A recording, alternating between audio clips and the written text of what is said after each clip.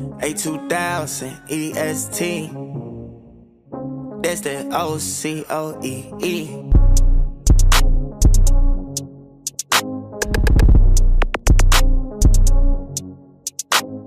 Lord, fill me up, oh Lord, fill me up. I need you, Lord. Fill me up, oh Lord, fill me up. I need you. What's up, guys? Today we have our first ever boardroom in Miami, hosting our clients, flew in from Virginia, and we're gonna get this thing started. Just got done doing a little run, and now we're gonna go upstairs, get set up with the team, and get started. Let's go.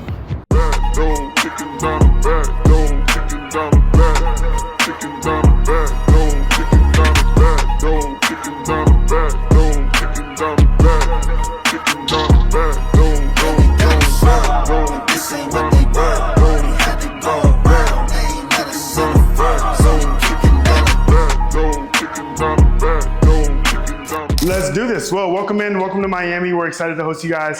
So obviously today we're kicking off with the HBA boardroom. What is an HBA boardroom? It's a very intense day. Your brain's probably gonna be like exhausted by the end of the day, but that's on purpose because we're gonna try to consolidate what we would literally teach in like 12 months into one day, so that you can simply grow and get to your goals. So what we're gonna do today is go over some goals, and then we're gonna move really, really fast. We may spend additional time in some areas that's more needed, and then less time in other areas. And today we guys don't want you to leave until you are very, very clear on the next steps. And then after today, we have everything recorded, as well as tomorrow we're gonna consolidate everything and make a really, really neat step-by-step document for you guys of what we go over today for the next step, so you're not confused. Because tomorrow you're gonna wake up and be like, what did we talk about? My brain hurts. But other than that, like she mentioned, we'll be transitioning in and out of different spaces. And if we need to take a little break, we can go play some little ping pong, do anything like that. And then breakfast, lunch, dinner's gonna be amazing as well. So let's do this. Sweet, anything else, sweetie? So awesome. No, you nailed it. Yeah, we're super excited for you guys, and especially for you, Dr. Chris. Like, so many times we're collapsing that year into one. For you, we're really looking at that like 3-year, just a collapse of 10 years into that too. So this is gonna be huge for you guys, and we're super grateful you're here. Yes. Would you mind if I open up in prayer? Sweet. Dear Lord Jesus, thank you so much for this amazing day. Please allow Dr. Abby and myself to be a vessel for Dr. Chris and Vicky needs for their office to be a light and a beacon in their town for patients to be able to find them and need their services. Thank you so much for this amazing day. Let's crush it and let's learn. It's all for your name. Amen. Amen. Let's go. Let's do this. Lord, fill me up, oh Lord, fill me up. I need you, Lord. Fill me up, oh Lord, fill me up. I need you.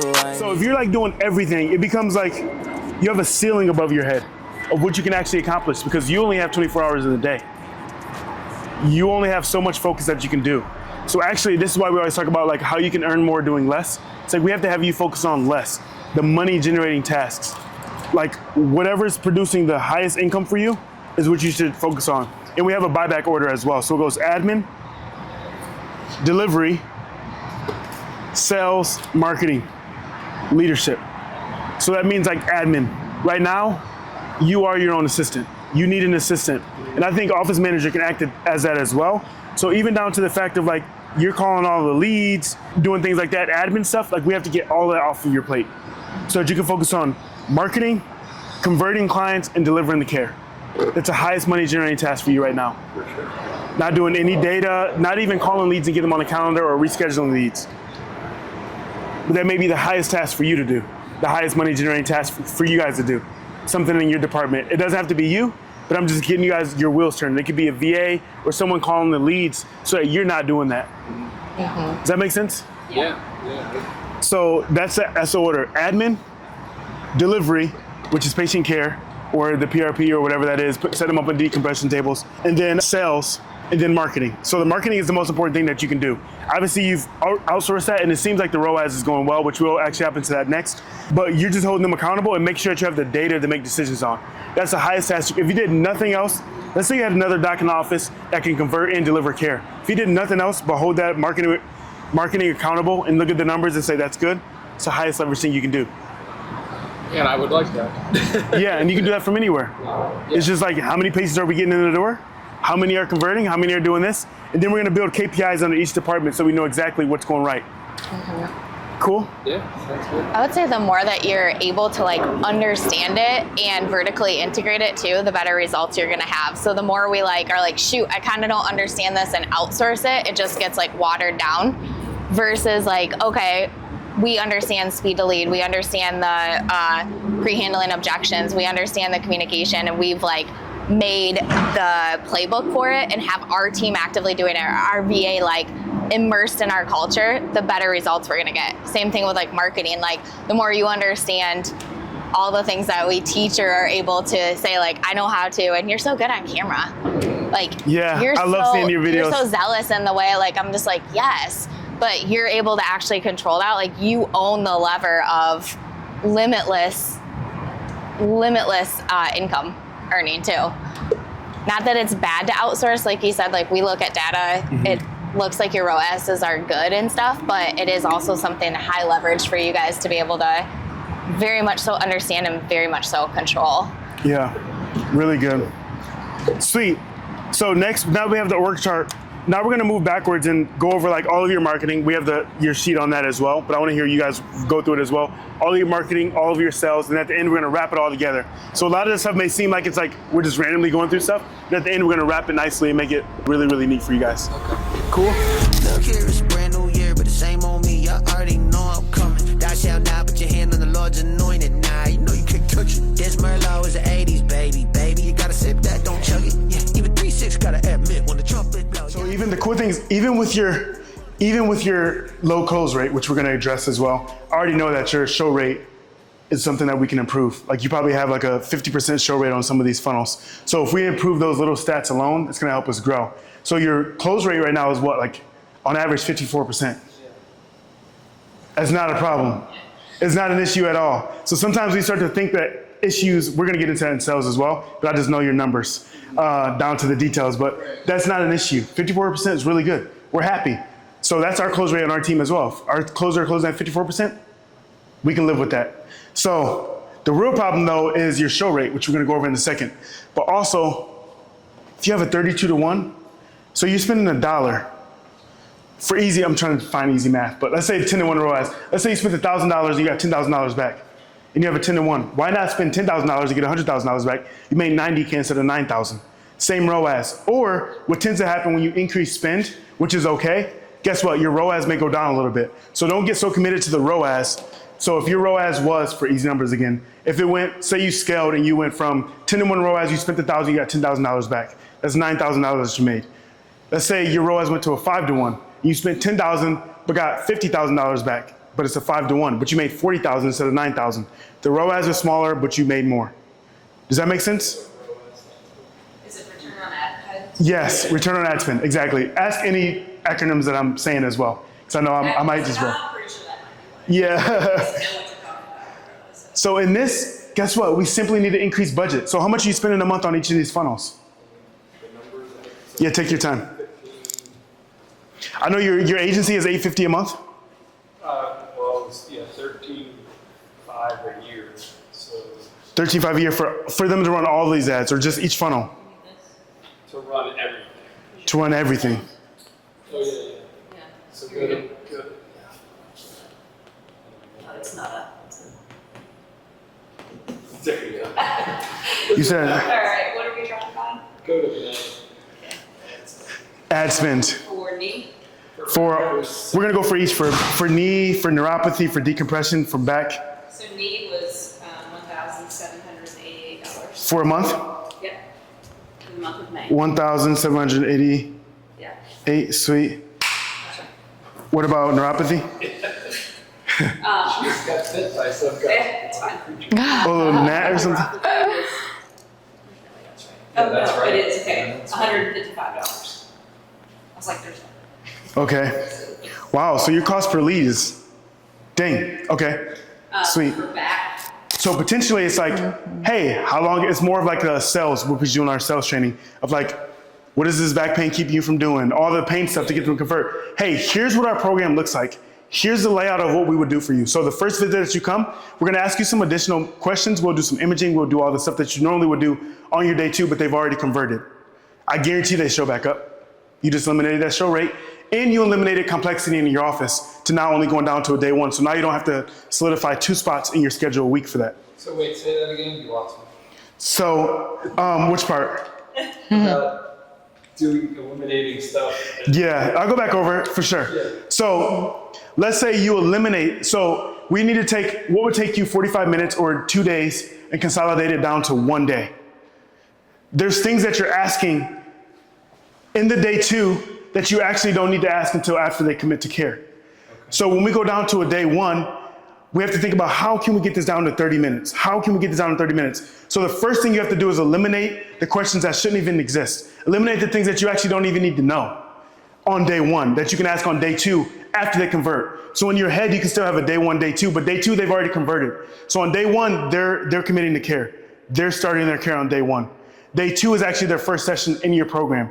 And then you can do the imaging. You can ask more detailed questions. You can take a little longer look on your actual physical exam. But day 1 is mostly emotional drivers. It's like, what brings you in today? How long has your back pain been hurting? What have you tried in the past? Hey, how committed are you to actually allowing that to be taken care of today? Hey, let me tell you about our special process of what we do here in this office. So we're gonna take you through this 9-week or 12-week program of our decompression program, fancy name. And week 1, what we're gonna do, we're gonna really dive in to find that root cause of what's going on. And then week 2, we're gonna start the process. If that's gonna look like it's gonna come in twice a week, we're gonna get you on our tables, do a little adjustment, and get you on there. You're gonna start to feel some relief around session 4. So this is what you do on day 1. And then you say, hey, that'd be $6,500. How would you like to cover that today? This is all on day 1. See how I didn't say we need to go image, I need to go get blood work, you don't need any of that stuff, really. After they say, yes, I'm committed, then day 2, you're like, sweet. I no longer have to give them the emotional driver for them to convert or to take action on their care. Now your doctor hat comes on and you're like, sweet. Now what do I need to know so I can give the best care? I would love to get an imaging from you. I would love to do this. I would love to do that. Does that make sense? Yeah, it's just way different. Yeah. Yeah, that's what I said. I know you've been doing it for 30 years. I just know that it works. And as you see statistically, obviously it works just because it does. We have a lot of people that do decompression as well that consolidated down to day 1. It was just as scary as you're experiencing right now. Well, and you have one thing that I don't know if you've thought while he's been talking, but we have slots for new patients, and then we also have slots in the day for day 2s. Mm-hmm. So you're wondering oh, I'd have to shorten the time for the new patients. But would you? Because it would eliminate Half the one- schedule. And this is why, you can make a joke too, hey, this is why you pay us the big bucks. This is why we're doctors, so we can actually get these things and make sure that you're super, super safe. So upon looking at your x-rays, that I studied this for a very, very long time, and this is what I found. You see that? Do you know what that is? Like, no, let me explain to you. And then you're just like, hey, so right now, it's actually not the best for us to actually do decompression, so that's why we created this other service. And then you go into that. Here's what this looks like. So we're gonna solve this same exact issue, but we're gonna solve it in a different way, which is amazing. And that's what makes it special here. You're still selling, So what makes it special here. Most places, they're one-trick pony. If they can't do decompression, they can't do this, then they don't know what to do for you. That's not us. We have all different ways. This way we can help everyone like yourself. And then you show them the new plan, and it's like, cool. How does that sound? Awesome. So let's get you started on this. Today we're gonna start with this, and then you finish up the whatever. Say, I'll see you on the next visit, and then we're gonna do this. And then you just get them down the path of this other thing. So you kind of have you have your new patient coming in, and then you have a trickle down. You're gonna get them into decompression, that's what you're selling them to. Only 5% or less then trickles off to then the other program. That's not that. But we, like she mentioned, it's a 5%. We don't wanna focus on the 5%. Don't focus on the few people. Focus on the people who are actually your ideal person. Because it's only 5% of those. I think another really interesting framework is you want to over deliver in honestly the first 14 to 30 days. So they will already have had this monetary transaction thing done. And one of the first times that you actually upsell or ask them for referrals or things like that, super, super soon. Super soon. So really what is going to happen, it just blows your mind and you can't conceive it until you experience it. But what will happen is they're coming in, you're over communicating, you're over delivering, they're gonna even have way better results, and then they're gonna refer more in, they're going to, all this stuff's gonna start, this energy is gonna start going to increasing their results and their experience with it. which is going to be crazy too. Really cool. Does that make sense? Yeah. I'm sorry, I'm taking some notes for my ideas. No, you're totally fine. Please do. Even- I always wanted to be like a professional doctor, to like talk to someone with the charisma you have. That's not me in the office. I was Yeah. trying to play that, not to be cocky, but I'm looking for like the expert doctor. Yeah. Wear a white coat and all that stuff. Yeah. And you can't keep I that. felt like that was You can cook, depending on who the patient is. Yeah. Yeah.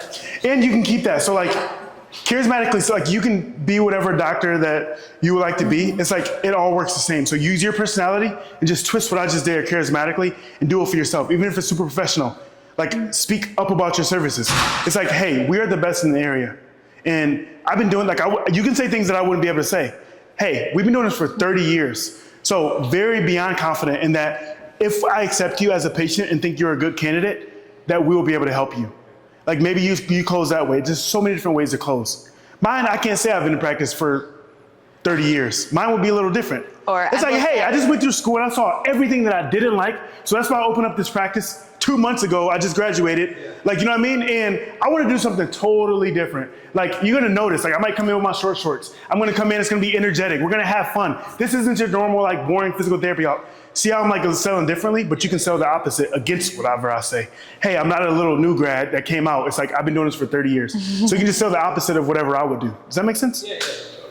Yeah, so don't think you have to do it like me. It's just more of the framework of it.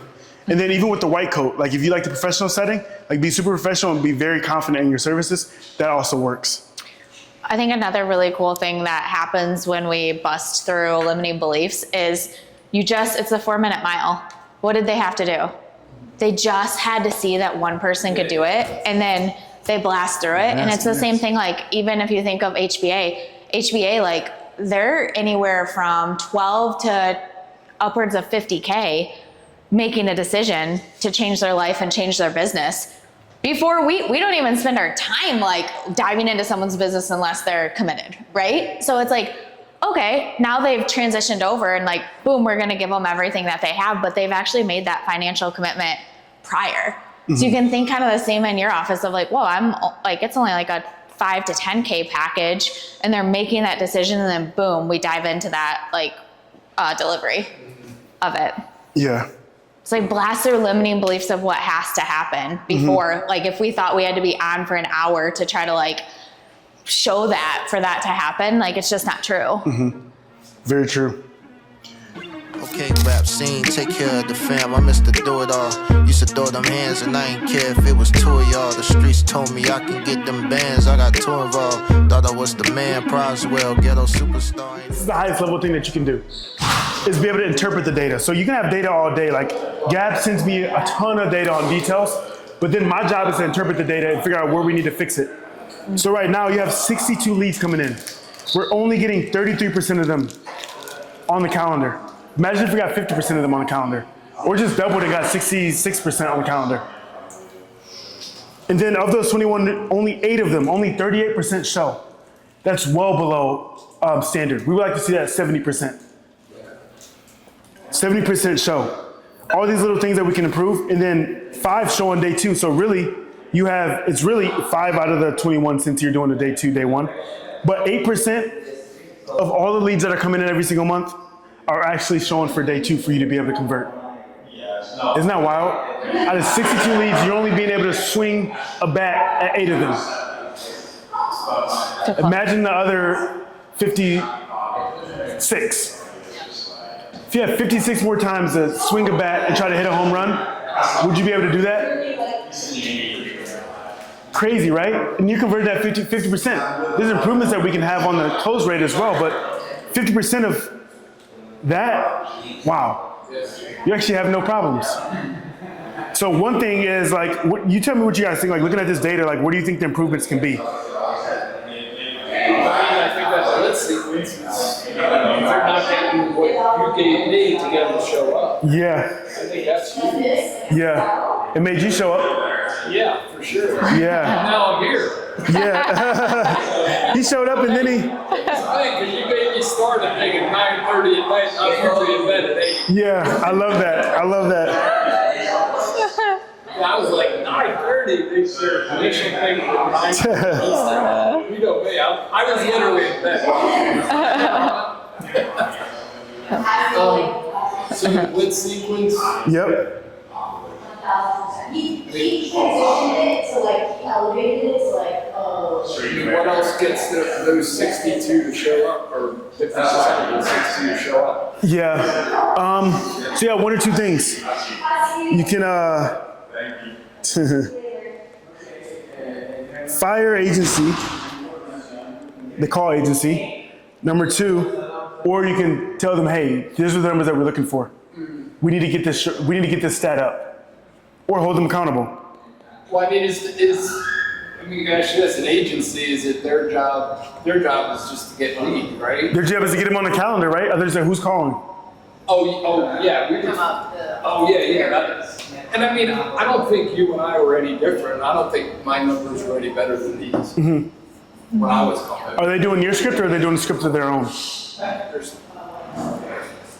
They talk forever. I don't know. We were short in 2-3 minutes. They have the longest conversations, but they said they've been doing this for years. And, you know, I don't know if I could train someone. How do you feel? Do you feel like it's fair based on, because you've done it in the past, of them getting 33% of the leads on the calendar? Like, do you think that's fair based on the lead quality coming in? Back in January and February, we were doing it. Can you pass me that charger out the computer? I mean, if you look at, Yeah, thank you. if she looks at January and February, I don't know Appreciate that you. we were any better because we were doing them in January, February, March. We just hired them. Yeah. So I don't think the numbers are, I don't think we were doing it any better than them. I mean, I thought we were doing pretty good, but obviously we weren't. Yeah, that makes sense. This is why the level 10 meeting, which we're gonna get into, by the way. I know you guys have done it once or twice, right? Yeah. But you didn't continue to do it? Level 1. Yeah. But these are the conversations that should be had in that level 10 meeting, the way you guys just solved that issue like that. So that's really, really cool. But anyway, yeah, you just put their number on there so they get the notification. But then you just say, hey, every day just hop on there and get them on the calendar. At the end of the day, you care about the result. You care about getting at least, we'll start conservatively, 50%. You can do a range, like she said. Hey, if you're able to get 40 to 50%, you get 1,000 a month. You're able to get 50 to 60%, 1,500. You're able to get above 60% on the calendar. I mean, you bonus 2,000 a month. Better to do it that way than say, look, I'm going to give you $50 for everyone you sign up. I'd rather do the I would just do a stipend because retainer. it's like you want. We love retainers. Yeah, and operationally, think about it, like then you have to like track which one it was and all this stuff, and you want them like actively looking at it as a whole too. So anytime we actually like put money to one specific outcome, it's like we're driving that outcome versus the culture. You hire and fire on core values. So if your core value is speed to lead, your core value is over delivery, your core value is like, we want to help as many people as possible. They're focused on that. And then because of the results they're driving as a whole, you're getting compensated more because the results you're driving. That's a really good question though. And think about it in the framework always of like, man, now Vicky has to check how many she converted, write the check for that, you know, so really, really good to, that's on your level 10 is the show rates. Do that tomorrow. Yeah. I love that. Yeah, I love that. There's no, any of this stuff we're going to do, other than the blitz sequence. Yeah, I love that. This is a KPI for this person. Super simple. You can do percent on calendar, like we just went over, like the different tiers. We want 40 to 50%. We know if she hits 40%, it's still higher than the agency, but she doesn't need to know that. 40, 50%, it's 1,000 a month from retainer.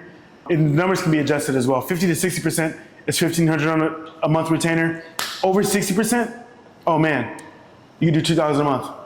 And you're saying that we're 8%? Is that the number you're putting? You're 8% total leads, but you're actually 33% of getting leads that are saying, hey, I'm interested on the calendar. 8% is how many actually start care. Okay. Yeah. Yeah, that's really good. So our first goal is 50. Not even. It might be lower than 8% because this is just off of the show rate, sorry. Because if 3, you're closing, yeah, so you close, so it's actually probably like, It's not, or it is lower. probably like 5%. Crazy. I think the other thing that like just pinged into me too is like selling a practice is just like selling a house. If your house is like a bunch of stuff needs to be updated, organized, clean, painted, like you're like, it's like that's the energy of it. You want to get your practice to where you're like, God, I would just still own this thing. Yes. Like it's just cash flow, and I can be in Bali for 6 months, or I can be like on the lake for 12 months and this thing just cash flows. Right. Like I'm like, I keep being like, please slap me and tell me we have to sell grassroots, because I'm like, I mean, it kind of, we don't do anything and it kind of just makes, it's like, no, you have like, it's, but that's, you want to think of preparing this practice to be into a situation where you're like, shoot, I would continue to own this. And you'll have people flocking. It doesn't matter if it's a nurse practitioner, another chiro, a private equity, like you have people flocking to purchase that business because it's an asset. I did it for the gospel, no entertainment. First will be last, I don't wanna be famous. Stepping with Christ then, no condemnation. Word became flesh, that's some good communication. For his blood paid it all, gifted salvation. So the purpose of this is to pull forward this version of $20,000 drip a month coming and saying, where exactly is all of that money coming from? And in the next 10 years, 5 years, 3 years, like what do we need to do weekly, monthly, annually to actually get there? We always talk about this, you guys have probably heard this, but like we overestimate what we can do in 10 years. Oh, in 10 years, I'm gonna do this, this, and this. And we underestimate of like, okay, if we had to like close on a cash flowing asset in the next 6 months, what would need to happen? So we underestimate what we can actually accomplish in a short frame of time. Okay, so 20,000 times 12. So let's say that's 240K per year cash flow. And then what we need is essentially how we're gonna work that backwards. So you guys can do this at any time, is gonna be like X amount times 0.10, right? Let's say like a stock market return. Real estate, we're gonna get 15 or 20%, but we're gonna start here for stock market, equals 240K. So we're just gonna divide that by 0.10. We need 2.4 million in the stock market to do that, stocks. And then the other avenue to do that is, and this is where you start to say, am I in the right vehicle? It's the difference between like, if all we had was a car to get from Miami back up to Michigan, it's gonna take me 23 hours to do, right? It's like, man, that's gonna take me 23 hours. Then if someone gives me an airplane, how long does it take me to get up there? 2 hours, right?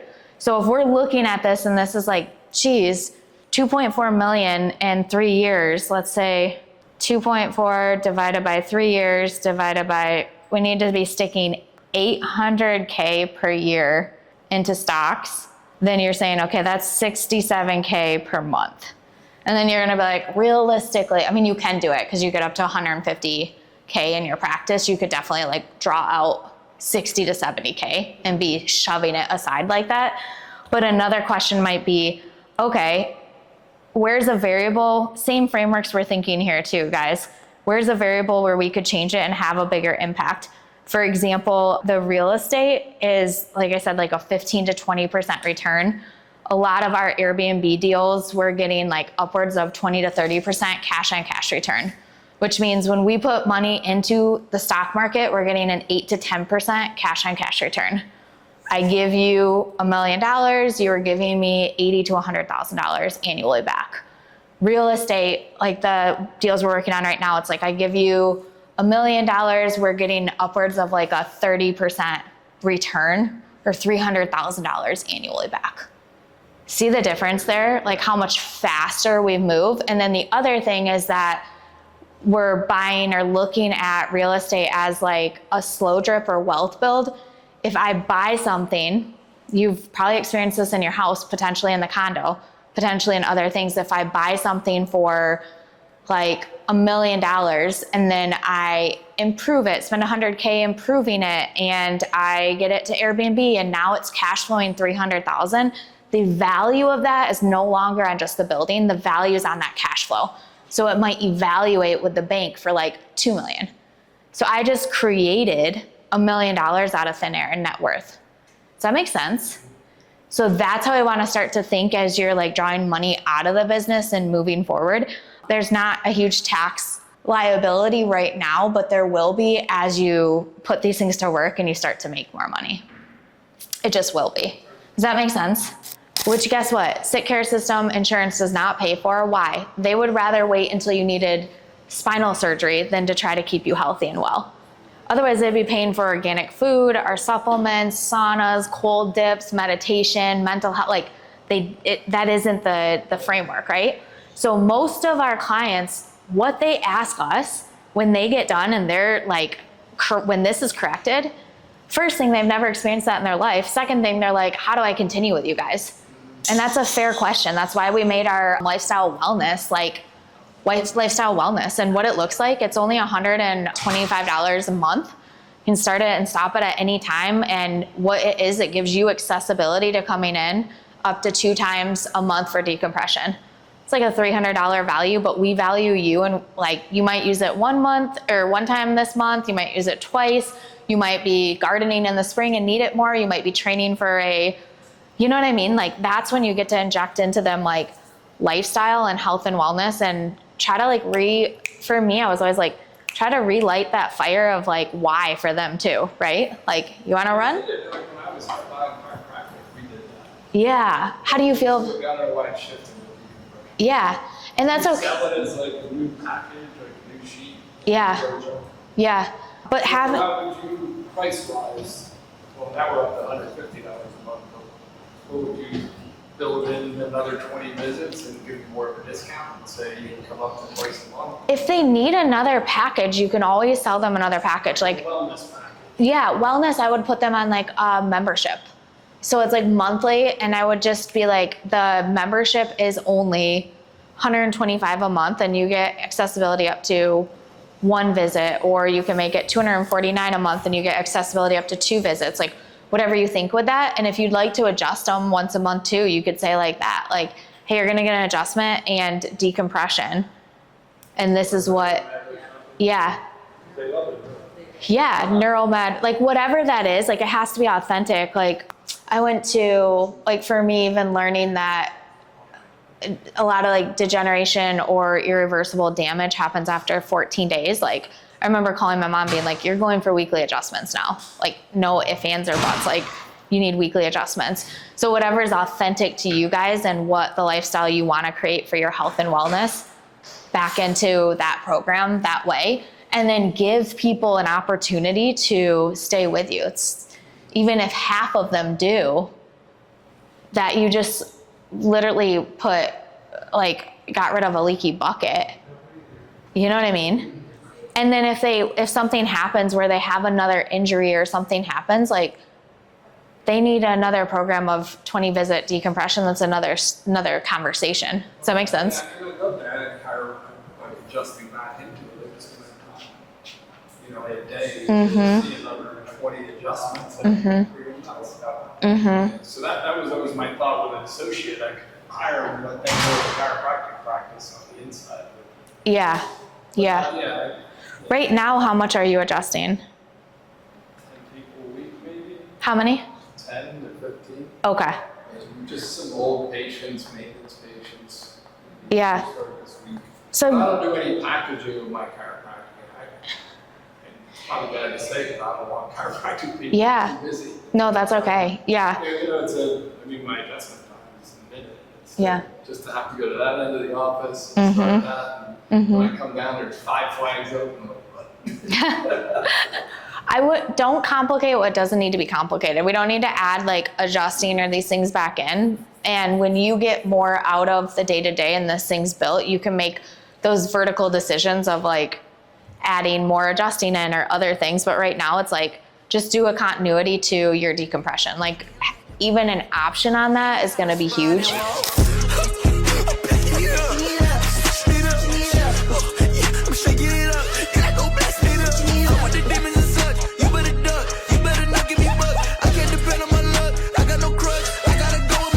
So as you see, the cool thing too, as you see here, like you are the CEO, you are the integrator.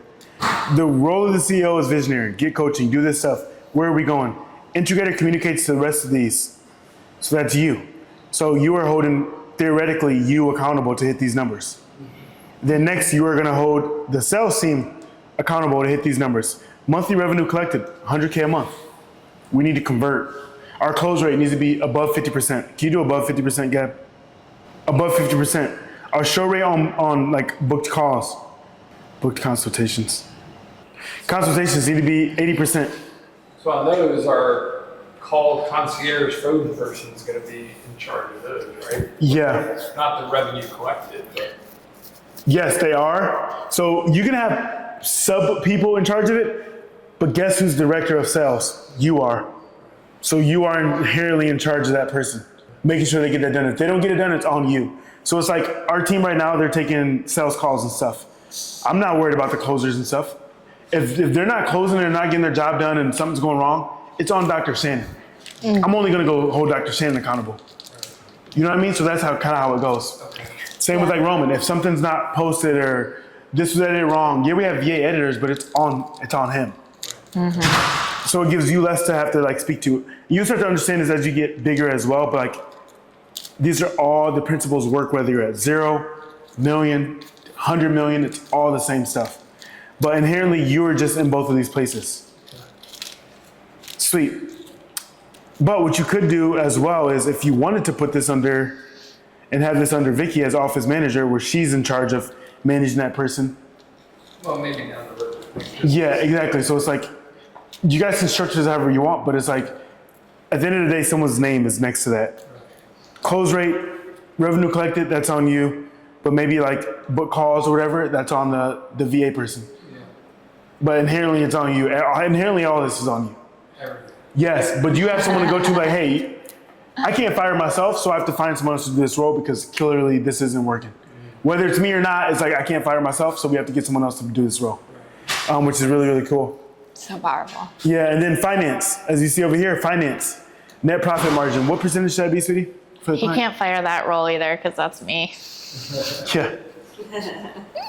Our finance team. We're both like, we're business owners before we're together. We're like, shoot, I can't fire you. usually like 25 to 30% is going to be a good net profit margin for him.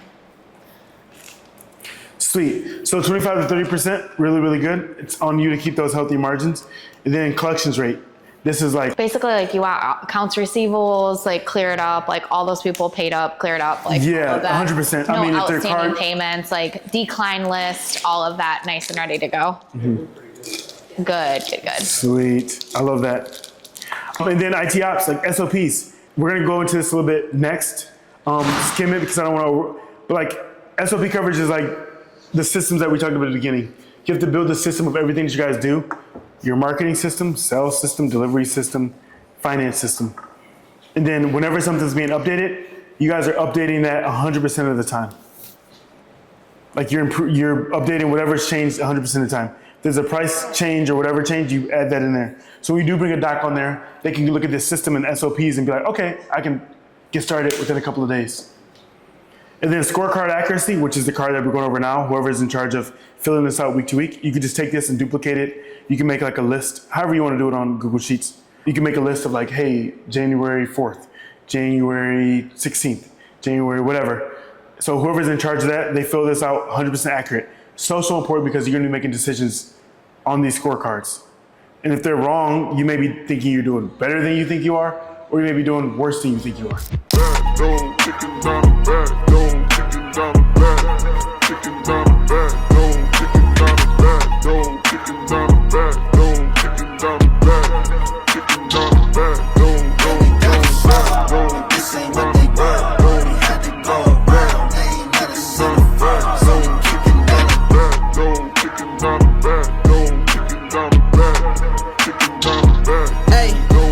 I pen a new verse. I'm keeping them first. To all of the jerks who doubting if God with me, just look at the works. Peter, you love me, serving the church. Married a mission, better or worse. Never get caught sleep, my boy. The meat, my boy, inherit the earth. I'm dominant rough. Most of my peers a dime a dozen. Just cause we talking about God don't mean that it's slide. Most y'all ain't talking about nothing. Telling it played and send him astray. He told me pray then get out the way. He put my life back in order.